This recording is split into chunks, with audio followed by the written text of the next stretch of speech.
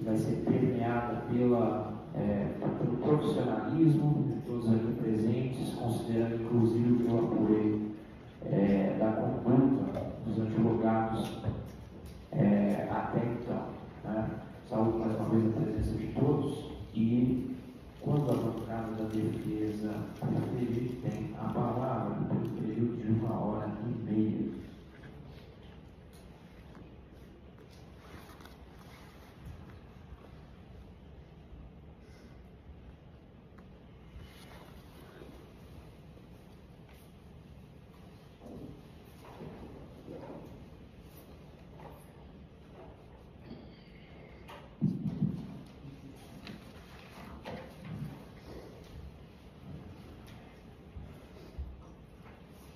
Boa tarde a todos. Primeiramente, eu agradeço ao excelentíssimo senhor Dr. Juiz Nilson, vice-presidente desse regresso tribunal do júri da comarca do Rio de Janeiro. É a minha primeira vez sustentando aqui, então eu peço desculpa a todos caso alguma coisa não saia exatamente como combinado. E como eu não conheci o senhor, eu tomei o cuidado de olhar ali fora rapidamente algumas sentenças proferidas pelo senhor. E eu reparei que tem um traço muito marcante que eu identifico que todo juiz justo, ele julga com base exclusivamente no processo, e não em fatores externos, em burburinhos da sociedade, no disse-me-disse, muito menos no achismo. E hoje aqui, essa bola está sendo passada para vocês. Hoje vocês são jurados. Vocês vão estar executando o papel desse juiz ao proferir a sentença. E eu gostaria de ver se vamos ter juízes justos, assim como o nosso excelentíssimo magistrado aqui. Desde já agradeço ao juiz-presidente pela esplêndida atuação. Continuamos os agradecimentos. Agradeço ao promotor Fernando, que está pela acusação. O nosso muito obrigado. E durante toda a sua sustentação, a defesa, mesmo não concordando com o que ele foi relatado a vocês, a defesa se manteve em silêncio, sem realizar nenhuma parte, porque nós entendemos que aqui, vocês jurados, quanto menos interrupções vocês tiverem, melhor para vocês entenderem essa história e chegarem a um consenso. Então, com a mesma cordialidade e reciprocidade, nós também pedimos, pois nós sabemos que uma parte é um direito, mas a parte desnecessária já acaba por interromper a linha de raciocínio, que hoje é de suma importância para que vocês cheguem ao veredito. Meu agradecimento também ao pessoal da PM, que está aqui, o Mauro, que está aqui fazendo a nossa segurança. Eles muitas vezes não são reconhecidos, mas têm um papel fundamental aqui. Pois aqui nesse banco sentam pessoas perigosíssimas, sentam pessoas que fazem do crime o seu meio de vida, sentam pessoas que realmente mandam matar, que têm requinte de crueldade, o que não é o caso hoje.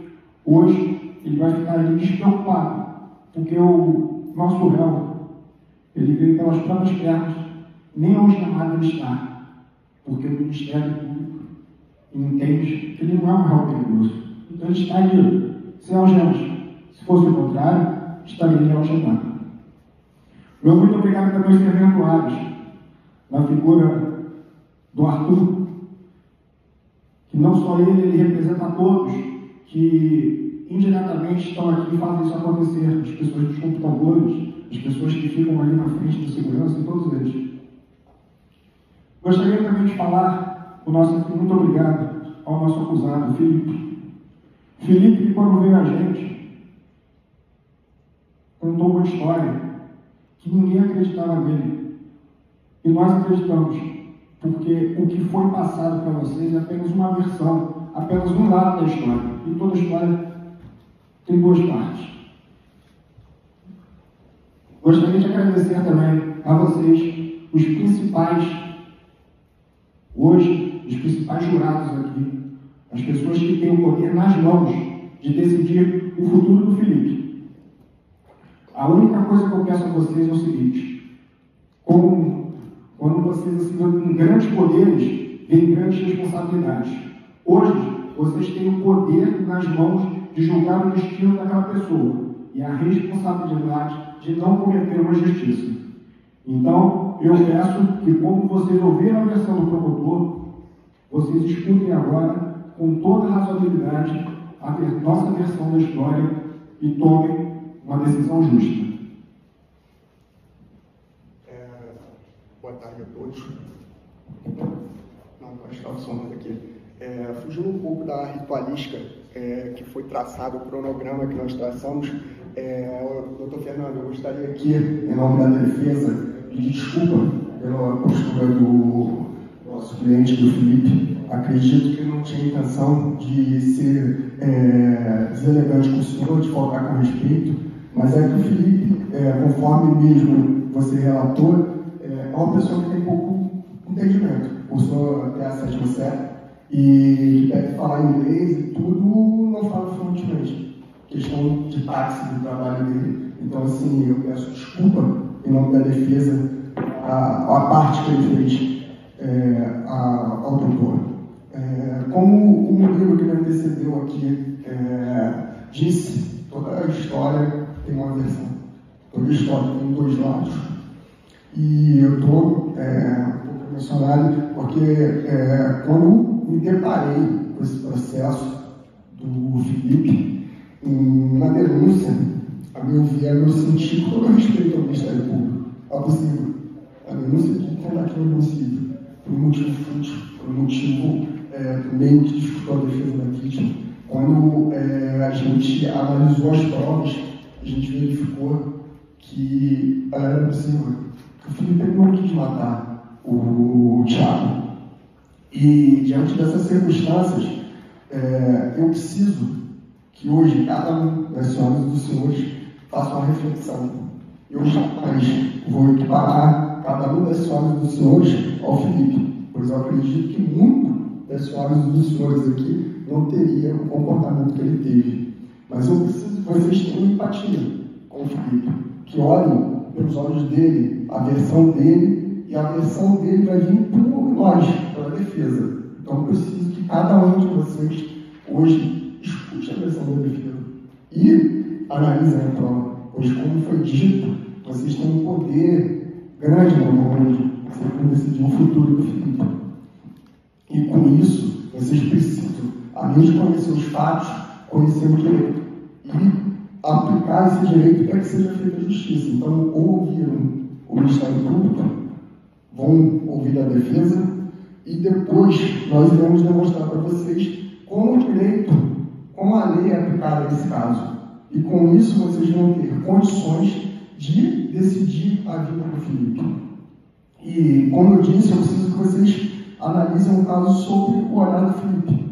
E eu irei aqui mencionar isso para vocês. Pensando sempre o seguinte, é muito forçoso eu querer comparar a senhora, o senhor ao Felipe. Não tem como. Mas eu preciso que vocês pensem como se fosse uma pessoa que vocês conhecem, uma pessoa que vocês não têm um carinho, um irmão, um neto, um filho, que passando pelo que o Felipe passou, tenha agido da forma como ele agiu. Por exemplo, o homicídio ele é um crime que qualquer um está fadado a cometer. Por exemplo, é uma briga de bar, é no trânsito, é ilegítima defesa. Vocês sabiam que a legítima defesa autoriza, a lei autoriza você a tirar a vida de alguém?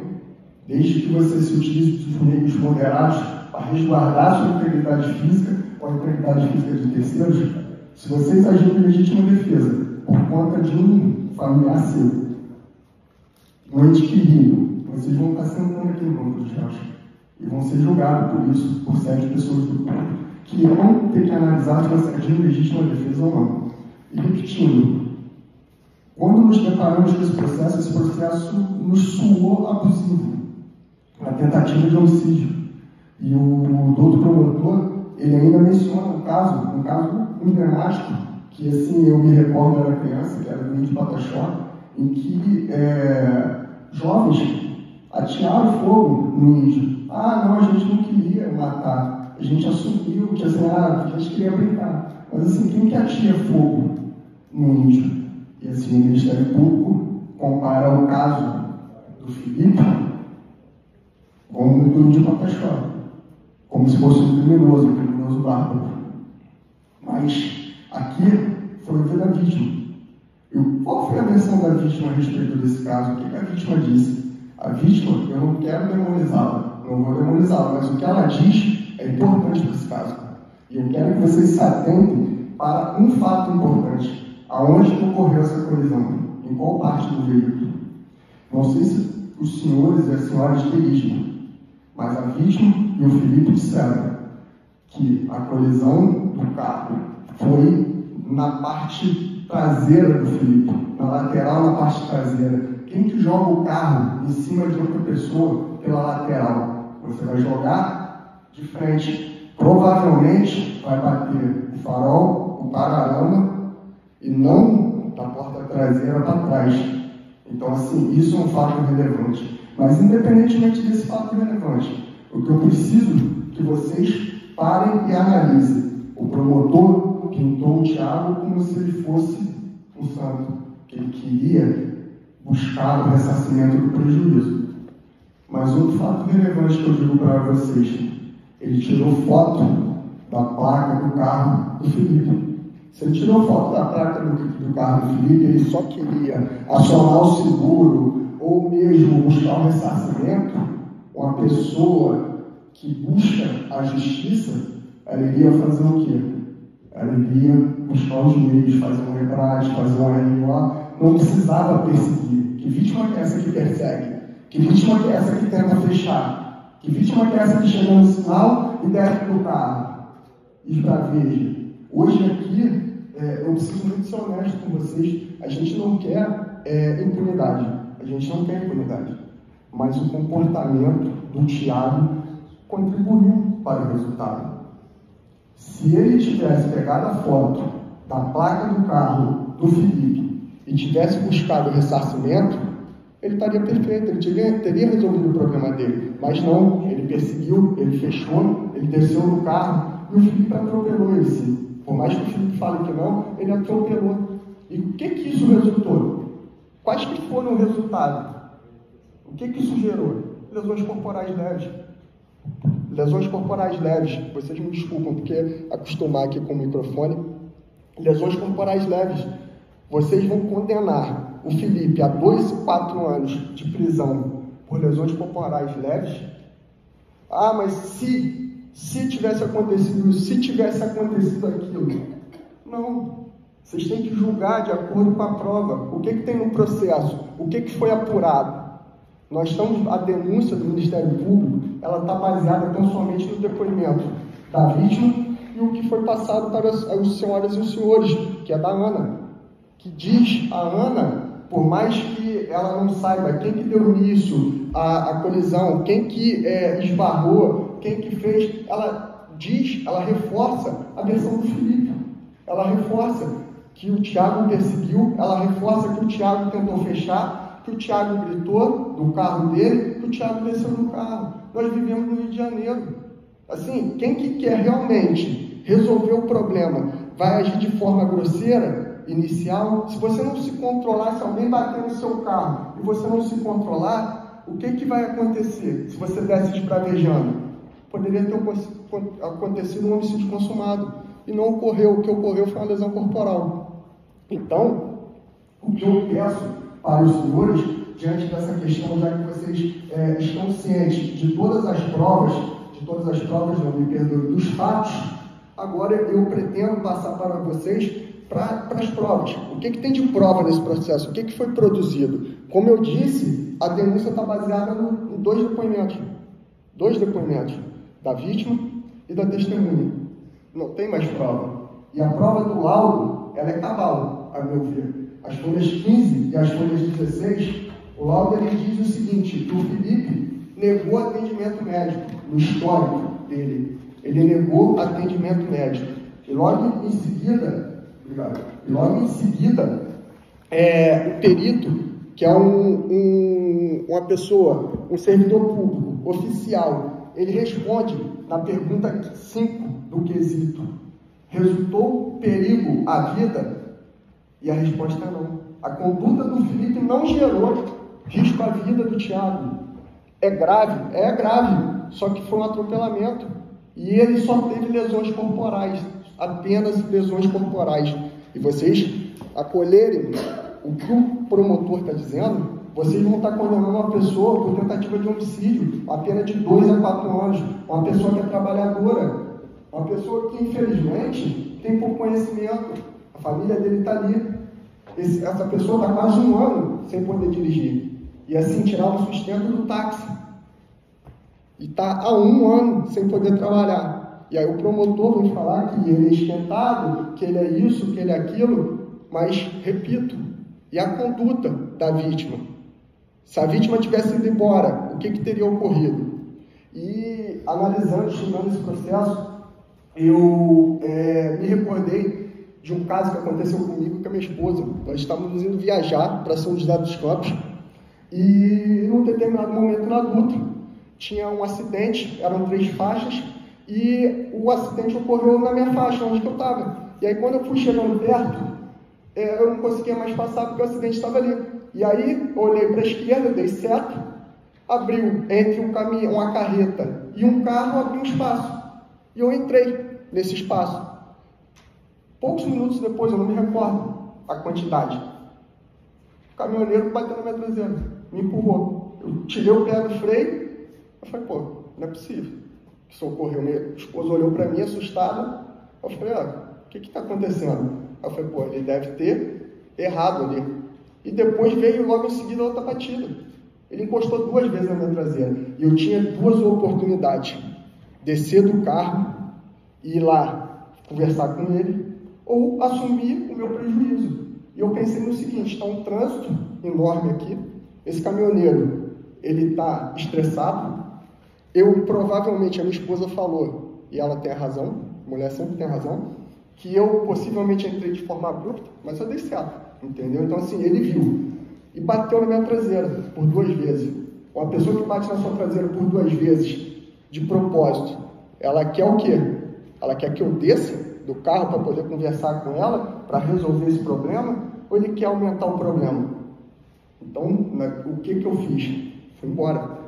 Fui embora porque eu tinha um compromisso, tinha que voltar para casa com a minha esposa, com meus filhos, e assumir o meu prejuízo. O Thiago, a vítima desse processo, ele teve essa oportunidade de poder tirar a foto e buscar os meios legais. Mas, diferente disso, ele partiu da cima de uma pessoa de 46 anos, que trabalha na praça, inexperiente do Thiago, tem 3 anos de Uber, esquentadinho, que o promotor falou muito do Felipe. Que parecia não tinha 46 anos. A questão de ordem é a parte, né? Você está faltando para dar para o processo. Não, ele tem 46 anos agora. Hoje. Você tem 50, né? Eu tinha 42, quase. 42. Não faz essa muita diferença, doutor. Não, mas assim, assim, é uma questão de ordem. Não, sim, sem problemas. Só corrigindo, o promotor tem razão. Eu me equivoquei. Hoje ele tem 46 anos. Hoje ele tem. E esse processo demorou bastante, né, doutor? Para chegar aqui aonde chegou. Então, assim, ele tinha 42 anos, não tem problema. Isso não faz diferença. Mas, assim, qual que é a probabilidade de uma pessoa que estava a essa distância morrer no trânsito? Ela é viável. Mas há uma pesquisa do Senado, uma pesquisa técnica, científica do Senado, dentro do processo que foi juntada pela defensora pública, que ela menciona que um atropelamento de um pedestre a 32 km por hora, até 32 km, a chance de óbito é 5%. 5%. Ele poderia ter morrido? Poderia ter morrido, mas não aconteceu. E por não ter acontecido, o Felipe ele tem que responder pelo que ele cometeu. E qual que foi o resultado? Porque senão aqui a gente vai ficar se, e não chega nunca numa conclusão. E que há de prova? Poderia ter sido feita uma perícia nesse processo. O Ministério Público ele foi até diligente. Ele pediu a filmagem, 3 vezes a filmagem dentro do processo. mas infelizmente a polícia judiciária não juntou. Se a polícia judiciária junta essas filmagens, a gente estaria aqui hoje vendo quem realmente fez, quem não fez, quem que foi o esquentadinho, se houve perseguição ou não houve perseguição, e quem bateu ou não. E outra, se tivesse uma perícia, poderia ter sido feita uma perícia. Naquela situação de o Felipe estar com a Spin, o táxi, em inércia, ele conseguiria atingir uma velocidade que poderia ter matado o Thiago? Seria uma resposta científica. A gente teria condições, mas isso não está nos autos. E a gente entrou após a instrução do processo. E entramos para poder fazer justiça. E o que a gente pede aqui hoje é que vocês façam justiça. E sabendo dos fatos, de tudo que ocorreu, das provas, eu preciso agora que vocês entendam a parte jurídica. Como que a lei vai ser aplicada ao caso concreto. Então, assim, é isso que eu preciso agora de vocês.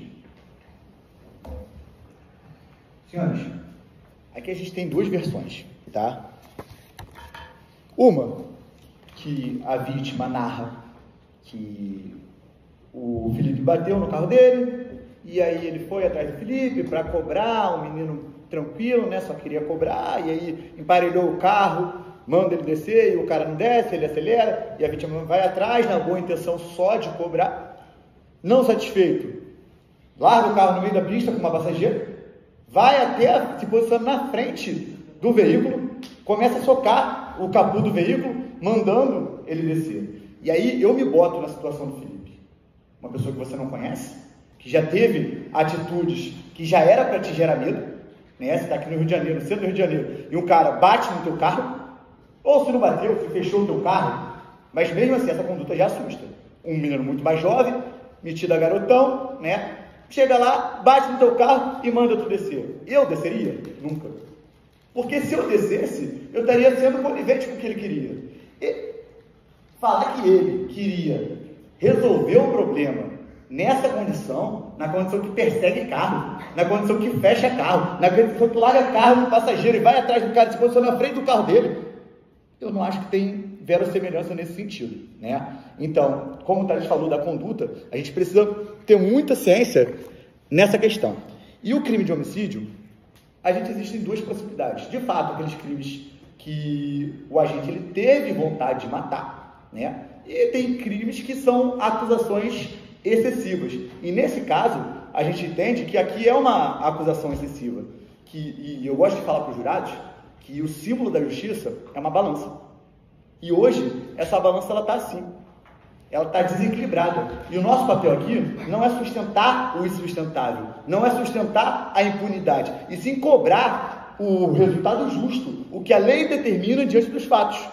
E a gente precisa observar o que a lei fala para a gente ter como julgar. Eu gosto de trazer para os jurados como é que se julga um caso, como é que um juiz togado ele decide uma situação. Que eu não me vejo na figura de magistrado, porque eu acho muito difícil, né? Imagina você numa situação onde uma pessoa fala uma coisa, você não sabe quem acredita. Então, como que o juiz analisa essa situação? A gente tem um artigo no nosso ordenamento jurídico, o artigo 155 do Código de Processo Penal. Ele fala que o juiz formará suas convicções pela livre apreciação da prova produzida sob contraditório judicial. Ou seja, a prova ela é produzida aqui na audiência, o juiz ele interpreta ali e vê se é crível aquela fala. Se não for crível ou se gerar dúvida, o direito constitucional ele beneficia o acusado, porque é obrigação do Estado produzir provas contra o acusado. A gente tinha antigamente um monopólio do poder, né? Na época da monarquia, o rei ele acusava, o rei ele julgava e o rei condenava. E aí teve a separação dos poderes. Então hoje cada ente tem sua obrigação. E aqui o Estado tem a obrigação de produzir prova, porque isso é uma garantia constitucional de todos nós. Eu não queria sentar numa cadeira dessa e receber um processo injusto. Eu acho que o mínimo do Estado é produzir a prova para que se venha aqui e se apresente as provas na condição de condenar alguém. E aqui a gente não tem isso. Como o Thales falou, a polícia ela poderia ter trabalhado nesse sentido. Não era uma prova impossível. Na maioria dos crimes de homicídio, a gente tem um exame ali de perícia de local, que a gente chama, onde o perito vai lá, analisa, apura essas questões aqui que a gente não sabe, como o promotor disse, a gente não tem como provar, e se a gente não tem como provar, a gente não pode condenar também nesse sentido, né? Numa distância, igual o réu falou aqui, eu estava aproximadamente nessa distância, isso é suficiente para matar? Eu, no meu olhar leigo, acredito que não, se fosse uma Ferrari, uma BMW, né, para dar uma arrancada brusca. Então, no carro dele, mais fino, carro pesado, provavelmente táxi a gás, não tem arrancada. Teria condições de matar? No meu ponto de vista, não. Mas vamos lá. Os senhores precisam entender o que é a tentativa de homicídio.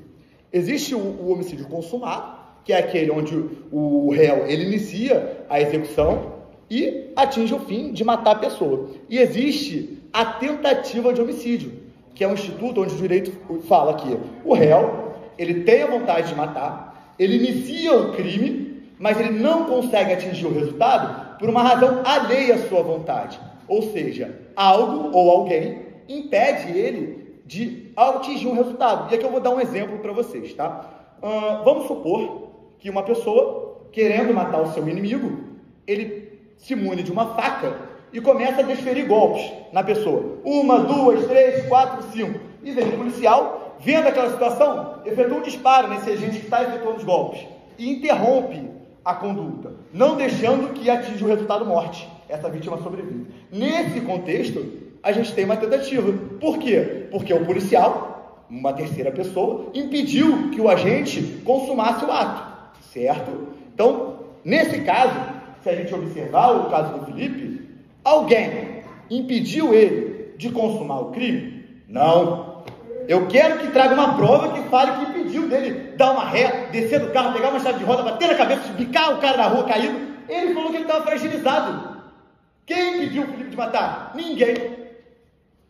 Então, senhores, existe uma teoria, eu trouxe até aqui um livro para ler para os senhores.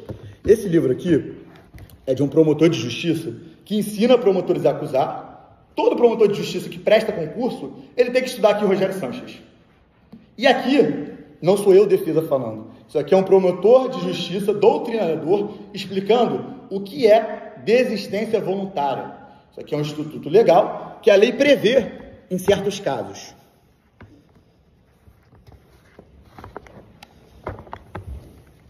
Desistência voluntária.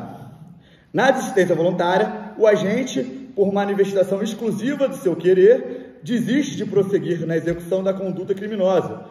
Trata-se de situação em que os atos executórios ainda não se esgotaram. Entretanto, o agente voluntariamente abandona o seu dolo inicial. Então, eu quero que os senhores prestem atenção aqui, tá? Existem duas versões. O Ministério Público fala que ele tinha vontade, que ele quis matar, mas que ele não matou. E o viés defensivo. Eu entendo que ele não tinha vontade. Eu entendo que ele atropelou, mas que ele não tinha vontade de matar. Por que ele não tinha vontade de matar? Por conta de todo o contexto, da distância, da probabilidade de risco. Então era muito baixo. Então eu entendo que ele, num desespero, num ato de desespero, vendo um cara murrando seu carro, querendo chamar ele para briga, ele foi, acelerou e atropelou. Beleza. No meu viés, eu entendo que nessas condições, o crime deveria ser desclassificado, porque ele não teve vontade de matar. Mas eu não estou na cabeça dos senhores. Eu não sei o que os senhores estão achando. Então, se os senhores estiverem concordando com o promotor de justiça, que ele quis matar, que ele atropelou o cara com vontade de matar, que ele assumiu o risco de matar, mas quem impediu ele de continuar? Quem impediu que ele voltasse e finalizasse? Ninguém, senhores. Então, ele tinha toda a condição de matar a vítima e não matou. E a partir desse momento, onde ele desiste de dar continuidade ao crime, a doutrina chama de ponte de ouro. Ele atravessa a ponte de ouro, e ele só vai responder pelos atos praticados. E qual foi os atos praticados? Lesão corporal. Então, nesse contexto, senhores, ainda que os senhores entendam que ele tinha vontade de matar, que ele atropelou ele com vontade de matar, mas ele não concluiu, e ele sabia que ele não tinha matado, pela velocidade, pela condição da sagacidade dele ter pulado o carro, só ter tido rolado. Numa condição dessa, ele sabia que ele não morreu. É diferente de um cara, igual o promotor na rua aqui, pega saca o revólver do Romeu e efetua 17 disparos E aí acaba, nesse momento, o crime não tinha como continuar, por quê? Não tinha mais projétil. E aí sim seria uma tentativa, porque por erro de execução de mira, e ele não tinha mais condições de continuar. Mas no caso dele, não. A vítima falou que estava caída fragilizada. O que impedia esse homem dar uma ré e passar por cima? O que impedia esse homem descer, pegar uma chave de roda e bater na cabeça dele? Nada. E senhores, a gente, na faculdade de Direito, para aprender isso, é ensinado uma fórmula para a gente. Um doutrinador alemão chamado Hans Frank. E essa fórmula, ela é muito didática e não deixa dúvidas para você identificar o que é tentativa e o que é desistência. E a fórmula é a seguinte: posso, mas não quero. Vou começar pela outra. Quero, mas não posso. Quero, mas não posso. O agente que quer matar uma pessoa, saca de uma arma, começa a efetuar disparos, mas ele é interceptado pela polícia e arranca a arma da mão desse homem. Ele queria, mas não podia. Nesse caso é uma tentativa. Agora, o agente que pode, mas não quer, ele vai, saca essa mesma arma, efetua 2 disparos, tendo mais 5, vê a vítima caída no chão e pensa: caramba, que besteira que eu fiz, e desiste, podendo dar continuidade, desiste. Ele tem que ser agraciado pela desistência voluntária. E no caso do Felipe, senhores, ele podia, mas não queria, ou ele queria, mas não podia? É óbvio que ele podia, mas não queria. Ele podia a qualquer momento ter retornado, dado uma repassada por filho da vítima, e não fez. Mas no momento que ele vai embora, eu perguntei para a vítima, depois de algum momento, o que ele fez? Ele foi embora. Então, alguém que age nessa conduta tem vontade de matar? Não, senhores. Essa é a realidade. E é por isso a indignação da defesa. A gente aqui luta por justiça. A gente não está sustentando a impunidade. A gente quer que a lei seja aplicada de acordo com os ditames legais, de acordo com o magistrado ele utiliza na hora de fundamentar suas decisões, seguindo o ordenamento jurídico. E não essas situações onde a gente condena pessoas por excesso, condena pessoas por injustiça. Então, senhores,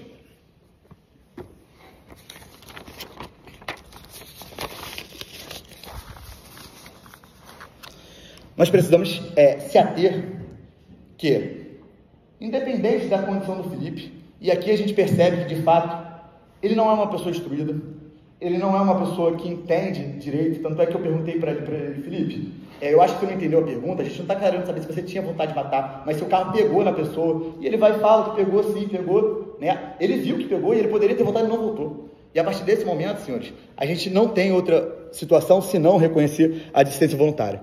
Então eu volto a dizer, se os senhores entenderem que ele não agiu com vontade de matar, que ele quis fugir do assunto, da situação, desistência voluntária. Se os senhores entenderem que ele queria matar, que ele queria atropelar a pessoa com vontade de matar, mas ele não voltou para matar, desistência voluntária.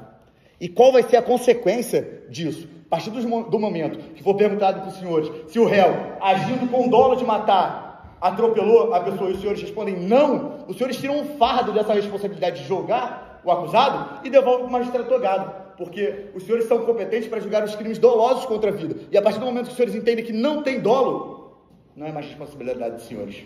Volta para o magistrado vai analisar o caso, vai ver se é viável a aplicação da desistência voluntária, vai ver se é viável a condenação dele pela lesão corporal, e a gente entende que sim. A gente não quer que ele saia daqui impune, ele tem que responder pelo ato que ele praticou, mas de acordo com a sua proporcionalidade, de acordo com a culpabilidade dele, sem excesso. E aqui, senhores, os senhores dão uma resposta para a sociedade. Eu penso muito, qualquer pessoa pode estar citada aqui. Eu, por exemplo, eu tenho uma filhinha de 3 anos, e eu não tenho dúvidas, se alguém tentar alguma coisa contra minha filha, alguém sequestrar ela, bater ela, estuprar ela, óbvio que eu vou me vingar, e eu vou sentar aqui. E quando eu sentar aqui, eu quero ser julgado de acordo com o que a lei manda, não de acordo com o que o promotor acha. Não por cis, e sim o que tem nos autos do processo. Então, os senhores devem dar uma resposta na sociedade, qual é o tipo de julgamento que os senhores querem. Se os senhores querem, se por alguma fatalidade, algum familiar seu vir sentar na mesa dos réus, se os senhores querem que ele responda o processo de acordo com a justiça ou de acordo com o excesso do Ministério Público. Porque até mesmo se o Ministério Público sentar aqui, não vai ser o promotor que vai fazer a defesa dele, vai ser o advogado. Senhores, agora a gente precisa bater nas qualificadoras. Nesse momento, não existe divergência entre o Ministério Público e a defesa quanto às qualificadoras. O promotor entende que não existiu motivo fútil, e que não existiu meio que dificultou a surpresa. E a defesa também entende nesse sentido. Por que não foi motivo fútil? Porque quem seguiu ele foi a vítima. Porque quem bateu no carro dele foi a vítima. Porque quem desceu no carro e foi atrás dele, tendo a placa dele, podendo acionar o judiciário, mesmo assim foi tirar satisfação com ele, foi a vítima. Então não tem como a gente falar que essa situação dele, ter atropelado a vítima numa situação de vulnerabilidade, numa situação de medo, de choque, de desespero, foi um motivo fútil. De igual modo, nós não podemos falar que foi um meio que dificultou a defesa pela surpresa, porque a própria vítima falou que viu o carro vindo, na sagacidade pulou. Então no momento que ele discute com o réu e ainda vê o veículo vindo e pula, não teve surpresa. Então nesse contexto, a gente concorda com o Ministério Público, onde não existiu qualificadores. E aí, senhores, já finalizando aqui, gostaria de dizer para os senhores, por que nós não podemos condenar ele? Porque se a gente condenar ele, a gente vai estar aceitando que pessoas venham aqui e falem qualquer coisa, e condenem outras pessoas sem provas. O processo, ele necessita de prova, né? É muito fácil, não é o caso do promotor, mas é muito fácil chegar aqui, a defesa vem brigar por detalhes. Não são detalhes, senhores, são vidas. A gente trabalha com vida. E, infelizmente, o nosso judiciário, ele massacra o pobre. Você vê aqui, esse menino. Se fosse um riquinho, fosse um filho de um desembargador, fosse um filho de um senador, eu duvido que isso tinha virado júri. Isso teria sido desclassificado na primeira fase. Mas é um pobre, coitado. É muito fácil julgar pelo estereótipo. É muito fácil falar que esse homem tem culpa, olhando ali pela condição de vida dele. Doutor, uma questão de ordem. Frequente mais os nossos plenários. Aqui não tem essa questão. Não estou falando qualquer coisa do doutor. Eu até preferi que não foi o doutor. Frequente mais antes dessa opinião. Doutor, eu antes de começar a fala, eu falei, não é o caso do doutor. Pois não. Não sei se o doutor entendeu ali o que eu falei. Entendeu, senhores? Então, assim, nesse contexto, existe um ditado que é muito comum aqui na advocacia, que é a justiça brasileira, ela é igual serpente. Ela só pica os pés descalços. E não sou eu que estou inventando isso. Então, senhores, já finalizando minha fala, eu entendo que os senhores têm total convicção de julgar esse caso com justiça, de julgar esse caso conforme um juiz togado julgaria, aplicando a lei, excluindo qualquer tipo de preconceito, de murmurinho, de falácias. Nós precisamos saber a prova. E analisando a prova, analisando a conduta da vítima, nós não podemos concluir que esse homem quis matar ele. E ainda que, se ele tivesse, ele desistiu. E a partir do momento que ele desistiu, tem que ser reconhecido de ser votado. Então, o primeiro quesito aqui que vai ser perguntado para os senhores é sobre a materialidade. E aqui não existe divergência. Tanto o promotor quanto a defesa entendem que, sim, ele em nenhum momento negou que era ele o motorista. Aliás, materialidade. Tem um laudo que comprova que houve ali lesões corporais e a defesa também, e ele também concorda, que o carro bateu, né? Segundo quesito é quanto à autoria. Em nenhum momento esse homem negou o fato dele estar dirigindo o carro, o fato da discussão, o fato da situação toda. Ele trouxe a narrativa dele. Então aqui também a defesa entende, igual o doutor promotor, que não tem discussão. Então quando perguntado se existe autoria, os senhores vão responder sim. Agora o terceiro quesito é sobre o dolo.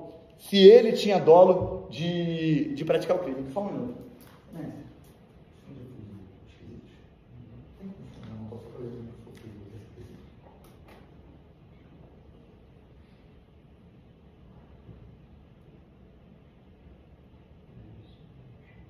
Peguei de surpresa, né?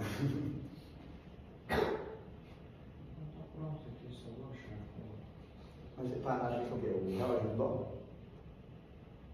Ou está mais elaborado? Então, assim, o réu teve a intenção de matar, ou assumiu o risco de produzir tal resultado, porque a denúncia de dolo eventual. Sim, sim. É porque aí a desclassificação teve que ter o dolo. Exato, aí esse é o terceiro quesito, o quarto quesito seria esse resultado. Mas se o senhor quiser uma foto, eu imprimo. Tá, é para eu te quero para os dados? Imprime uma foto para mim. Isso, pode falar que eu quero aqui. Tá. Então, senhores, só vamos aguardar ali um minutinho, prometo que não vou mais ocupar os senhores, né? Acredito que não vai ter necessidade de réplica. E aí, a gente, finalizando aqui esses 3 quesitos que faltam, os senhores vão estar liberados, vão poder voltar para sua casa, vão dormir no seu travesseiro e pensar, hoje eu fiz justiça, hoje eu julguei conforme a lei, eu não condenei uma pessoa de maneira injusta.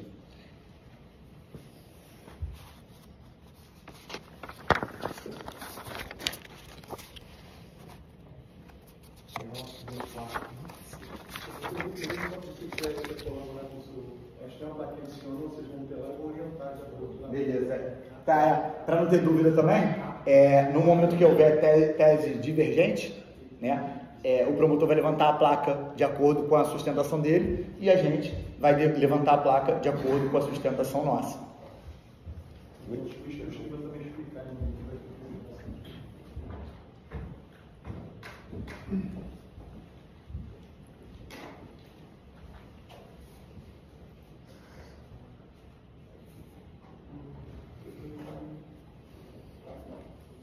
Só para perguntar, o finalizou então? Ou só aguardando Eu só quero fazer a aprovação final com você.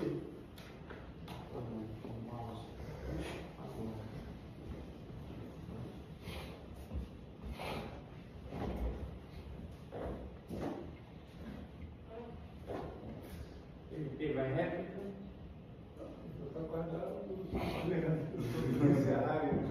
Não, eu perguntei se foi encerrado já. É só assim, tem uma partezinha ainda. Mais uma partezinha, entendi. 2 minutos, é só para eu ler e finalizar. Mas aqui agora não. Aqui, senhores, então vamos lá, né? O terceiro quesito. O réu teve a intenção de matar ou assumiu o risco de produzir o resultado? A gente entende que não. A gente entende que ele em nenhum momento teve a intenção de matar. Que ele ali naquela condição de desespero, vendo um cara jovem, valentão, batendo no seu carro, ele querendo sair da situação, ele saiu daquele jeito que podia, né? E foi embora. Já o Ministério Público entende que ele assumiu o risco de matar. E o quarto quesito é a questão do dolo. E aqui, no meu ponto de vista, tá? Vou ler aqui para os senhores. Agindo assim, o denunciado deu início à execução do crime de homicídio, o qual não se consumou por circunstâncias alheias à sua vontade, considerando que a vítima, ao perceber... Não, mas isso aqui é o tentado. Tá. Porque aí se ela responde isso, ele vai responder negativamente. Isso. Aqui tem gente que separa, mas... Tá, então voltando aqui. O terceiro quesito. E aí, vou só reformular aqui.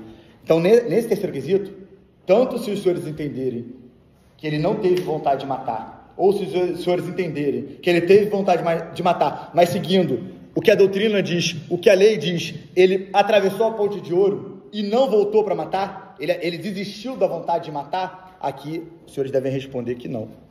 Que ele não assumiu o risco de matar, porque ele desistiu da empreitada criminosa.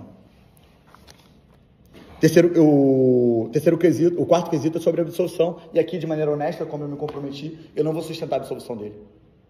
Eu entendo que o julgamento ele vai encerrar no terceiro quesito, quando os senhores falarem que ele não teve vontade ali de praticar o crime, vai voltar para o magistrado e o magistrado vai julgar. Mas, caso os senhores entendam que sim, e aí o quarto quesito vai ser sobre a condenação dele.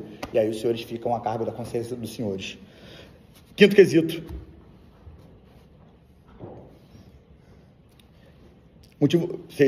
Sexto quesito, motivo fútil. E aqui, tanto a defesa quanto a acusação entende que ele não agiu com motivo fútil por conta das discussões ali que tiveram, então não tem divergência entre os votos.